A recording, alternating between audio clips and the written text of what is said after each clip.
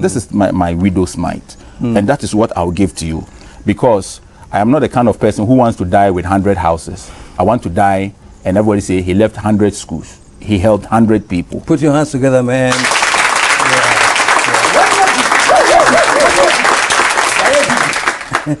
That's the legacy you're talking about. Yes.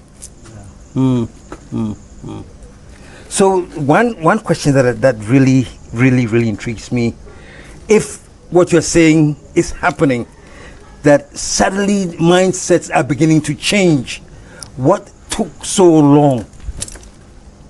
Everybody in Ghana, go to Menchia, go to K2 South, all those people, the majority of them who are sitting down now and are thinking, NDC and NPP.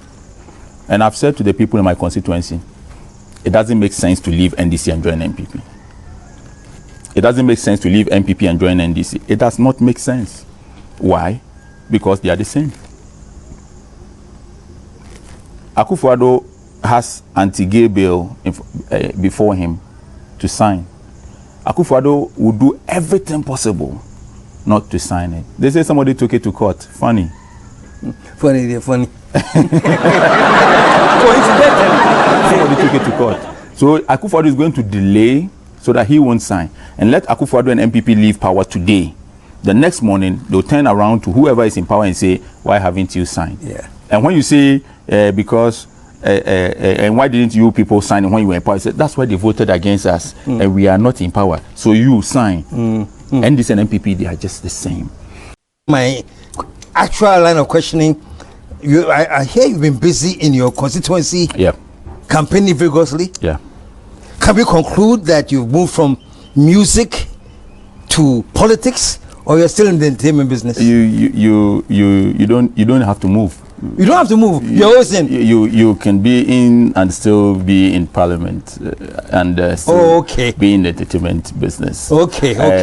I will still be on TV, on United Showbiz doing your entertainment business. But right now, campaign is in my DNA. Like when my blood flows, you see. Campaign in it's campaign. So how is the campaign going so far? Very well. I've learned a lot. I think that the people of Ghana are gradually shifting away from the traditional NDC NPP, and they are all looking for that guy who come up and show that they are capable of making a difference. And so okay, let me hold you for just a quick second there. You think that there's a change? Yeah. Ghanaians are shifting from their normal mindset of the traditional parties to where? To somebody independent, or to a third force, to what? They're looking for who can bring development. Ghanaians are looking for who can develop their. When did that change come, and what is causing it? I think that it has been there. People have just not taken their time to experience it, or to take advantage of the current situation. But if you go into every community, people will tell you that they are tied with NDC and NPP. It's just that they are not just tied. They are not just going in for anybody, just anybody, because they are tied, because they don't want to be fooled twice or 3 times. So they are looking for, they want to trust you. And I have brought something different into my constituency. For close to 30 years, all that they have heard is vote for me and I'll go and bring development. I am in the constituency and I'm developing the constituency. And I didn't just start. I've been doing stuff in the constituency for so long. And now I am in there campaigning, and I'm with the youth on the ground. We are building our own constituency. On Tuesday, we are going to build a bridge, because we have constructed a road that is linking 2 towns. And so I've told them that if anybody comes here and they tell you that vote for me to go and bring development, those people are not connected. Those people are not resourceful. You don't need to vote for anybody. I'm right here. I'm developing the constituency. Without power, we can do something for you. And so you actually have things you've done on the ground now? A lot. Like? There are 35 towns in the constituency. Out of the 35 towns, there are 33 towns that I have developed built, I've supported communities to build marketplaces. I've supported schools. The SDA school in Gomwa Jokwa needed beds. The whole assembly was able to provide them, I think, 5 or 10 or so. They did their best because, you know, resources, they don't have the resources. But I gave them over 50 beds. There are bad roads in the constituency. The road from New Winneba to Chappers is very bad. I did resurfacing of the road. I've done it twice. I've resurfaced the road from Abasa to Ayensuaze. I have built a new road, like a virgin road from Dahum to German. I have built water for so basically, and they know. Everybody's surprised and they are happy. Ghanaians are not bad people. Ghanaians are not lazy. The people of Gomwa are not lazy. And Ghanaians, I hear people say fear delegates. It's not true. Go there. The people are not stupid. Where did that come from? Fear delegates? Is it because the politician thinks that he or she is smart, but the people are smarter. So we should fear politicians. So you go in there to trick the people. Oh, vote for me, I'll come back. They vote for you and you go. And you think that they are stupid. And they'll wait for you to come again, and then they'll teach you a lesson. But they've been going again and again. Because there are no alternatives. Because there are no options. And in my constituency, they have seen an option. And I want to do something for Ghana. Everybody must support me. Everybody. And the reason why everybody, whether you are from Gomwa Central or not, must support is that this win is going to make a statement. It is who is there now? Who are the Deputy Minister for Interior. Yes, she's the MP, the current She's MP. the current MP. Yes. Now, this win is going to benefit every young Ghanaian, every independent-minded person. I am going to win in Gomwa, but it will send a certain signal to everybody in Peki, in Dabuya, in Mankaragu, that A+ went in as an independent candidate and he won, and so I can also go. I am trying to develop a template that will work, even though my template may not be a one-size-fits-all kind of stuff. We are going to use it we are using this whole thing as a case study, which is going to help other people in other constituencies to contest as independent-minded people. We need independent-minded people in Parliament. We need people who are going to be neutral, people who are not going to be sacked from party headquarters. If I contest on MPP ticket, the next morning MPP will sack me from the party, and then my seats there will be by-election in my constituency, because I will not understand. I will not sit down and watch you do the things that killed my sister 40 years ago. I will not allow you to run this country the same way that it was run 40 years ago that killed my brother. My brother, one of my brothers. Explain that a bit. How was the country run 40 years ago? Your sister and brother died? 40 years ago, I was living in Gomwa Sebu. Over 40 years ago. That's where my parents, everybody, that's where we grew up.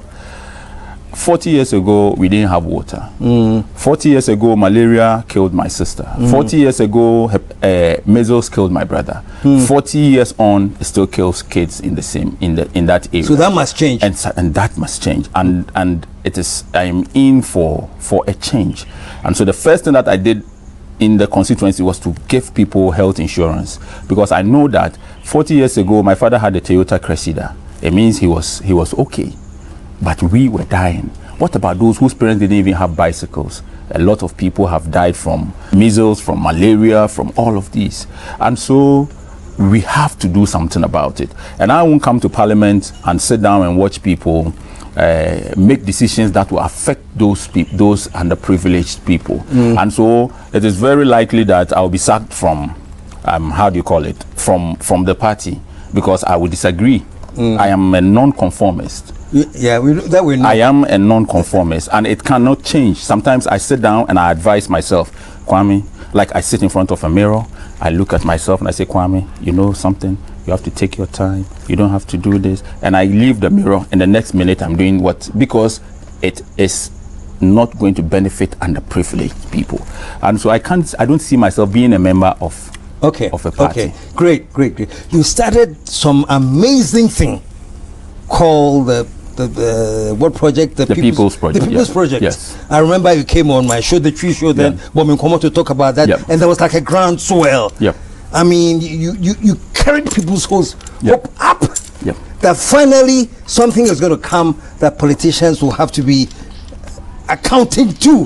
What happened? That's the best thing that has happened to me. Having starting the People's Project is the best thing that has happened to my campaign. I learned a lot from TPP. I came to understand people, understand why people want to join your campaign. People have their personal interest. So that is the best, the wealth of knowledge that I acquired from what the didn't People's you know? Project. I didn't when know. you started DPP that you know now. When I started TPP, I thought that we needed everybody. In politics, it's about numbers. When I got to this campaign, I've made everybody aware that it's not about numbers, it's about sensible people. It's about putting people who care about other people. Hold on. It's not about numbers, it's about sensible people. Yes. What if the sensible people are just the minority? They will influence the rest of the people. You need to start with sensible people. They will bring all the other people. They understand. You need to have people who have a certain mindset. It's not about just putting a lot of people together. If you put a lot of people together, you end up having what NDC and NPP has. It's about putting people who care about other people. Immediately they put food in their mouth.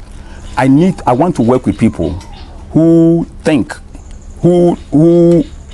about hungry people anytime they are eating. That is these are the kind of people I want to work with.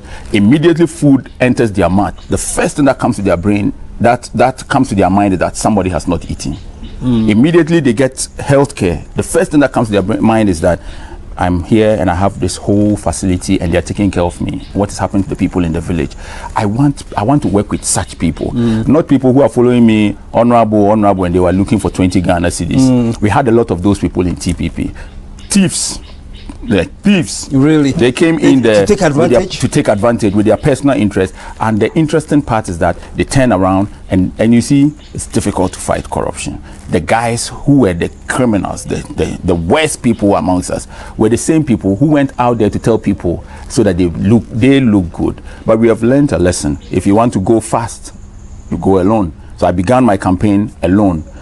I don't want anybody to influence me, to tell me how to do, what to do, and what not to do. So I'm running my campaign from my pocket. I'm prepared. I came in prepared. I'm giving container loads of stuff to people. Next week, I'm going to donate a container load of medical equipment to the people. It is coming, everything that I'm doing is coming from me. And so TPP was the best thing. I've learned a lot, and that is why my campaign is running fast. When you smile, I understand it. People come to me, honorable, I understand it. Because they were all coming to TPP headquarters. All of them, now I have a clear picture of what everybody is thinking. And I'm a proper guy, man. I know. So you can tell when I know. From full respect. I know. And I can tell you for a fact that the people of Gomoa, they like me. Anybody can just go into Gomoa, whether you are from the University of Ghana, whether you are from BNI, EU, whatever, go and do a research. Any research that says A+ won't win in Gomoa Central is fake. Go and do a research. I'm strong on the ground. The lessons, the experience from TPP is working on the ground, and we have numbers. And I'm very sure that we are going to take 1 year busy. That's our slogan. 1 year busy. 1 year busy, and the people say, yeah, you're busy. It is just. I like that. 1 year busy. Yes, yeah, you're busy. Yes. And anywhere you go in Gomoa, just get into a car, get into any Gomoa town, stand anywhere and shout 1 year busy. Somebody will tell you, yeah, you're busy. And it's just, they're busy doing what? Busy changing their lives, busy changing the traditional NDC and NPP mindset, busy going from house to house and telling people that we have to change the way, telling people that if we continue doing what we've been doing, we will continue getting what we have been getting. Everybody in the constituency is busy. Look, I'm surprised that people are wasting their money to campaign. They will lose. Yes. Who is wasting their money? NDC, NPP. They are wasting their money. They are wasting their time and their money because what is happening in the constituency now? The traditional way of campaigning in Ghana is that NDC is against NPP, NPP is against NDC. In Gomua Central, it is not like that. NDC and NPP are against the independent candidate. There's a tough guy. Yeah, there's united them. No, NDC and NPP now they are united. Yeah, united. Exactly against the independent candidate because they know that this guy is a tough guy. They know. So the MP.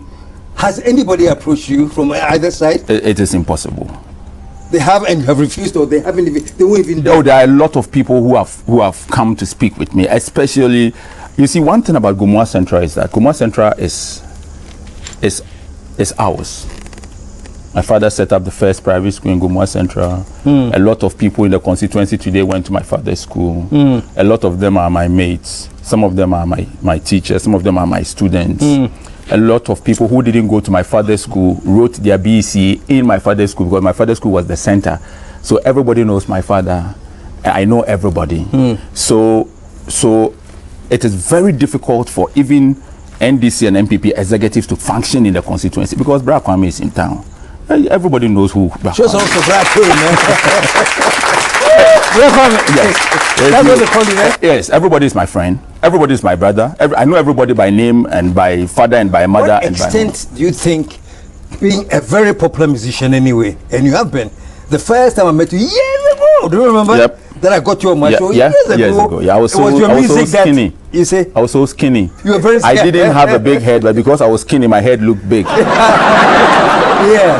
So what percentage of that is what is working for you now? People know you. They probably love you from the time you're a musician. Is that goodwill that you're taking on this trail now? Yeah, I think that you've started something new altogether. There are people who are jealous because you think you have become A+, and so. But the good thing is that in my area, they're so happy for me. They know me. They saw me when I was traveling to Accra for the first time. I was sitting down with the boys by the roadside. Nana Kojo, Nabiu, Nabenyin, Eko Richard, Talitu, Akim. They're all my guys. We were sitting down by the roadside and I said, listen, man, I'm going to Accra.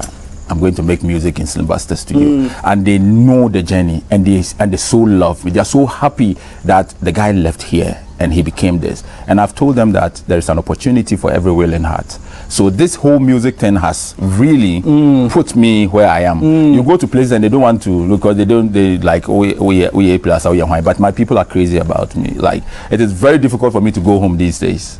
Extremely difficult. Because when I go to my mother's house, she asks me, did you expect this?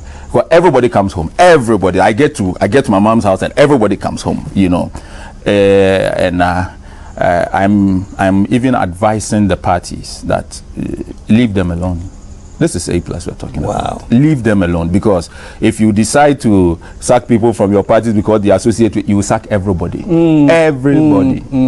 Everybody. What amount of or percentage of conk NDC NPP members that you know, these are NDC, these are NPP, that are drifting towards you? Do you know of them? I won't come up with numbers. Okay. But I know for a fact. It's so interesting. These parties are dealing with those who have come out to say we support A+. They don't know that those who have not come out are my #1 supporters. Folks, it's getting very, very exciting. Let me take a break right now. When we come back, Bra Kwame will be here to tell us more. Stick around, folks. We'll be right back.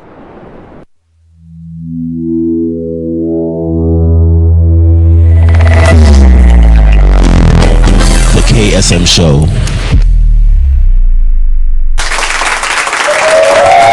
Alrighty. We are hanging out with the upcoming. He's so confident, says he's upcoming. He's not the possible candidate. He's the upcoming MP for Gomua Central. My offer say, Bra Kwame. So we are back. This is what I want to get your mind on. You know, I mean, yeah, like you're saying, for the longest time, it's been traditionally the MPP or the NDC. Then we went through a whole period where there was something called Fix the Nation, do this, do that. And what they were clamoring for, third force. What is the third force? Is it what you're talking about? Somebody to emerge who is not bound to any of these two parties, or the third force is a new kind of leadership that will unite those two parties? Give me your position now. It takes me back to the same question about TPP. When they began Fix the Country, I have a friend. His name is Michael Abi, Nani Atopi. He's a chief. I think he's my #1 fan.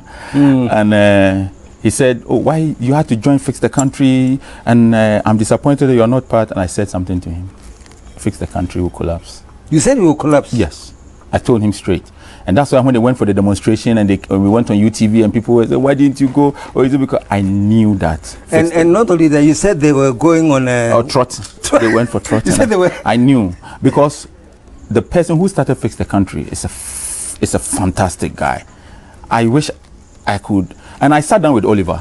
Oliver called me and said that, oh, he wanted me to do operations for Fix. I told him, Oliver, it won't work to collapse. You told Oliver it won't work? Yes. And I told Oliver. Based on what, by the way? Based on my experience from TPP. I had seen the people who were drifting. And these are guys, look, if you want to help Ghanaians, you have to be ready. You have to be radical. You have to go through it. You have to stomach all the insults. You have to learn how to just don't care. Those that you have to be hard on, you have to be hard on them. You're a nice guy, you know the law, it will not work. That's why I keep telling the people, look, you may not like Kennedy Japan. We do not need any Oye person as president of Ghana, as Mpapa Mate Oye. No, you should go and establish a church. We need a certain mindset to run this country. So I knew that all this Fix the Country and all, the people were rushing in there. That is all they know. If you like, tomorrow morning, just get up and say, you want to start a new, you have people to follow you. And that is why I didn't say I'm starting a movement. I said I'm going to Parliament. It is me. I want to win that seat. When I win that seat, I'll come back and put those people back into the People's Project.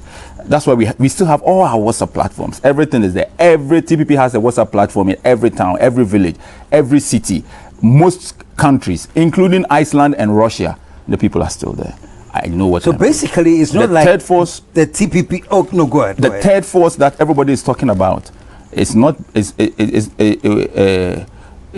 We are not achieving it not because the NDC and NPP are against the third force. It is because the same people you are fighting for are the ones. They are the worst people.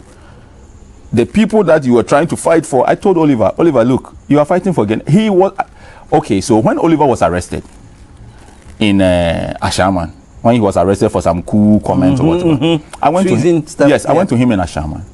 He was here. His mother was there. Ferguson was there. I asked him, "Are you sure you want to fight for these people?" Wow. Yeah, I asked him, "Are you sure that you want to be in this cell for these people?" To fight these people. Yeah. Are you sure? I told Oliver, do you know what you have to do? Find a seat in Parliament, make laws, be part of the system. You to go out and say every day you want to demonstrate. Do you know when they started writing evening news from Kwame Nkrumah's time?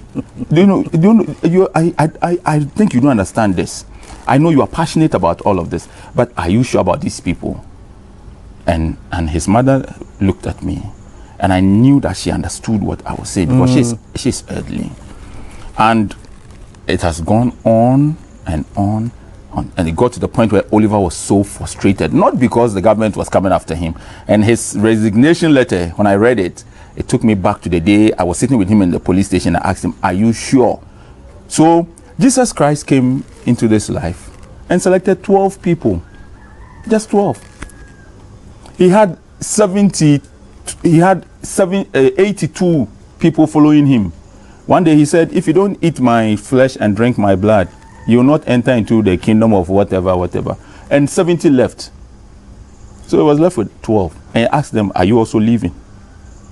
Peter said, "Where do I have to go?" So it was these 12 people that has brought Christianity where it is today. And so if you want to save 30 million people at a go, when even Jesus himself knew that he needs only 12. So my question is this, A+, you were sort of advising Oliver. Yes. That you can't count on the huge numbers. Yes. Find the only 12 people. Yes, find the 12 people. Yeah, you are now in Gomwa Central. Yes. Have you found the 12 people, have they all decided that they will follow you? Are you also not making a mistake that maybe you're also going for all of them? There are 275 constituencies in Ghana. I could wake up this year and say, I want to contest for president as an independent candidate. Shirabosum has been there, Ekuyadonko has been there, Cheddar is coming in there, Papwe Sindom has been there. So I could just get up and say, I want to contest, but I'm looking for the 12. Looking for the 12? In Gomwa Central. Out of the 275, I'm starting from a small place. I want to win that seat first. I want to do everything that I can for the people. And I am not desperate. I have to say this. Look, it has nothing to do with winning or losing the election. I want to be able to tell the people that this is how I changed your life. It might not be me being the MP, but the kind of stuff that I'm doing there, I'm sure that even if I don't win, the people have come to understand that an independent candidate did this. We need an independent-minded person. So if I don't win, I know that another person will win. Jesus Christ didn't see Methodist and Roman and Zion and all the churches. He began with the 12. Today you have Christianity all over the place. So I'm not desperate to win, and if hell will break loose if I don't win, or my life depends on it. No, my life does not. I came to Accra with no money, no place to sleep, homeless. I used to sleep in Slimbuster Studio. I used to sleep in Benji's Pub. When we were building Benji's Pub at McCarthy Hill, we used to sleep on the bar table. Today I'm Kwame A+. Look, I've achieved, that is an achievement for me. So being an MP is an icing on the cake. I'm not desperate. But I'm certain, it's a pace that I'm certain. Okay, let me cut in here quickly, because I've heard two things. One thing I heard is that you are so confident that you say MPP and NDC, they are wasting their time, because they have no chance against what you are bringing in. The hurricane that Kwame is bringing in, MPP and NDC has no chance. And then now I'm hearing that you are not in here to win. I just want to send a message across, So which is it? No, should they be worried that you are there? No, what I'm saying is that I have never been a desperate person. I died in 1984. I'm surprised that I'm still alive. So everything that comes my way, I accept it. In 1984, I had measles and whatever. I saw myself dying. It was Mama Mensa who woke up at night, and I just saw the woman. She came and she gave me some drugs. That's what saved me. So this whole life, I've never been desperate. I know for sure that I'm going to win the election. My supporters, they know. But what I'm saying is that I'm not that typical politician who only wants to win an election. I must win. And what? I want to do something different. It's not just about the winning. The winning will happen. But if I don't win, so you know you will win. I have won. That you don't have any doubts about winning. There is no way. If I don't win this election, I don't think anybody must do anything. You just have to follow the traditional NDC NPP thing, because we have worked. We are going to win. But what I'm telling everybody is that Kwame A+ is totally different. A very different person. The mindset is totally different.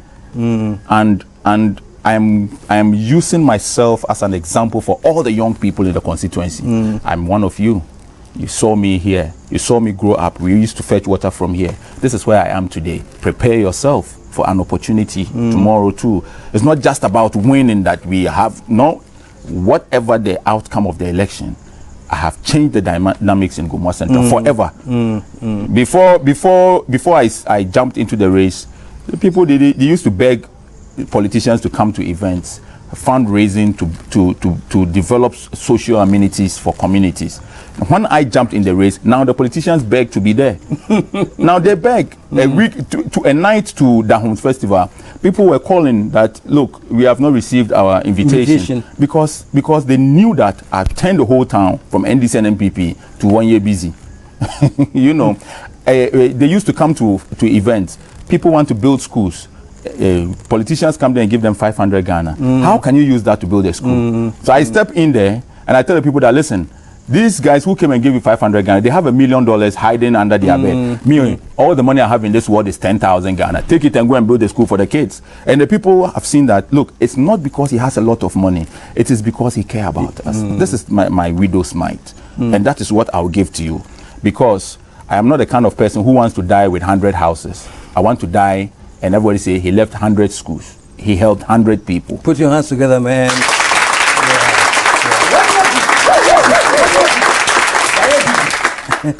That's the legacy you're talking about. Yes. So one question that really intrigues me, if what you're saying is happening, that suddenly mindsets are beginning to change, what took so long? Everybody in Ghana, go to Menchia, go to K2 South, all those people, the majority of them who are sitting down now and are thinking, NDC and NPP. And I've said to the people in my constituency, it doesn't make sense to leave NDC and join NPP. It doesn't make sense to leave NPP and join NDC. It does not make sense. Why? Because they are the same. Akufo-Addo has anti-gay bill before him to sign. Akufo-Addo would do everything possible not to sign it. They say somebody took it to court. Funny. They're funny. Somebody took it to court. So Akufo-Addo is going to delay so that he won't sign. And let Akufo-Addo and MPP leave power today.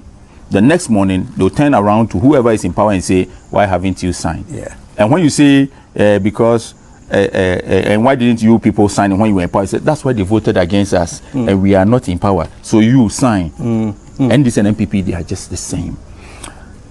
But the reason why it has taken so long is that they have a better option. And if anybody can go to any community and present them a better option, they will support you. The people are not stupid. The people don't fear delegates. The people are smart. The people are looking for the best. The people are looking for alternatives, and people are not giving them those alternatives. And that is why it has taken long. So this whole concept of fear delegates, it's not that the delegates, you don't think that the delegates are treacherous and that the delegates are very sly and cunning, but the delegates are smart. That the problem is that they've outsmarted the politicians. I'm giving you a practical example. Please do. In the last MPP parliamentary elections, the Kwesi Mintim MP, who is my primary school mate, Dr. Prince Amma,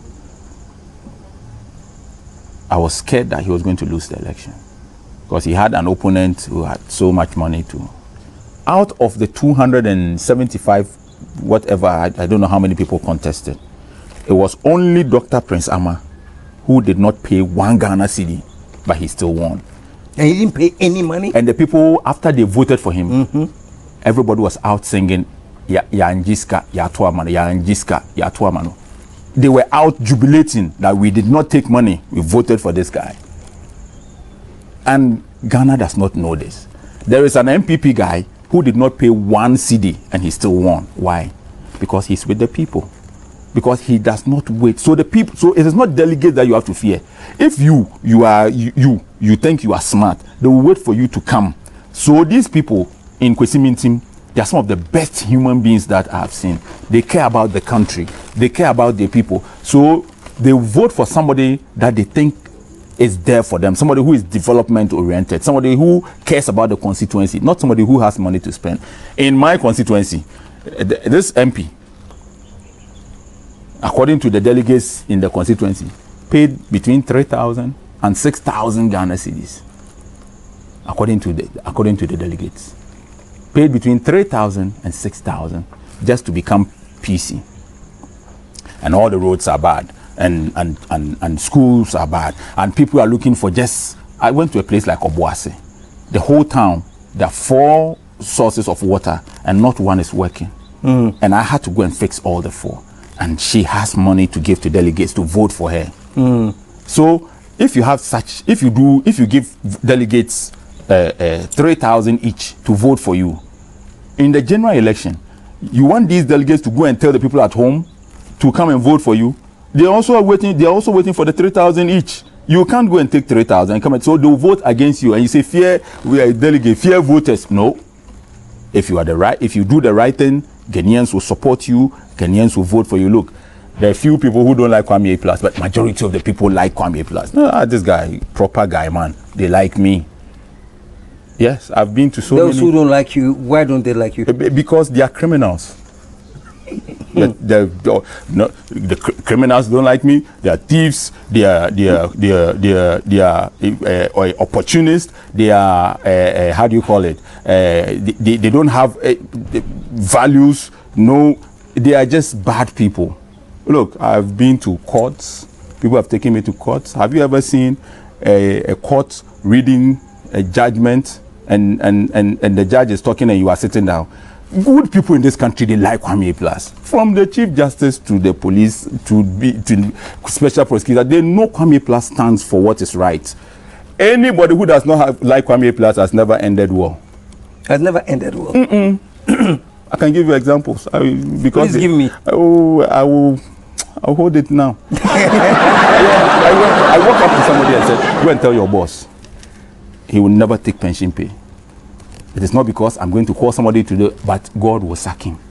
And the problem that guy had, I only left the matter because it was too close to somebody that I have a lot of respect for. Yes.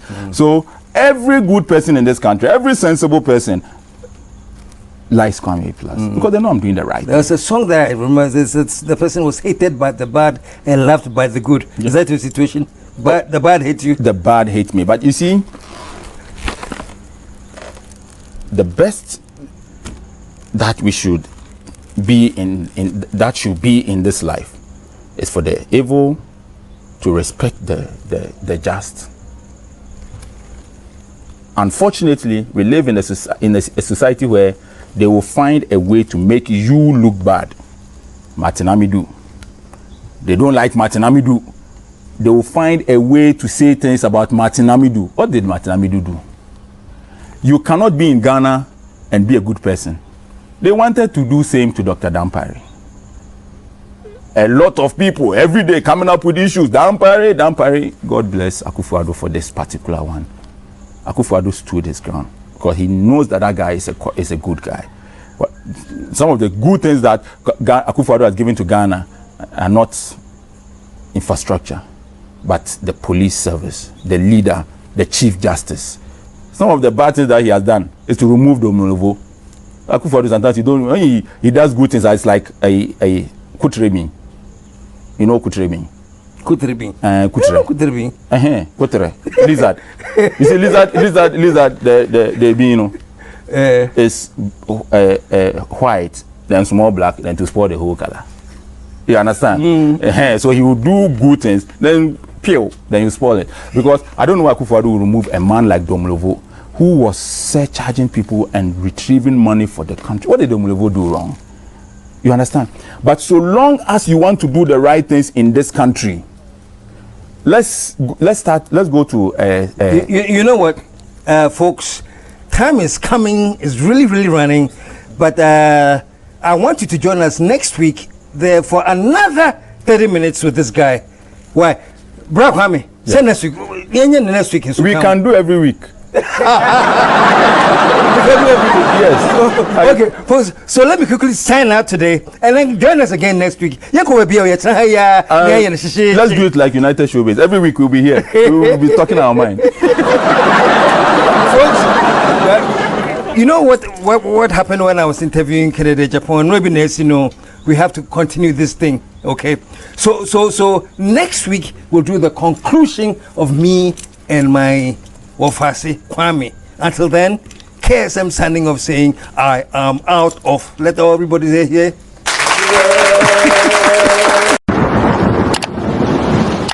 Whenever I say my PENDREAM TV there, I see them yopo. Whenever I say my PENDREAM TV there, I see them yopo.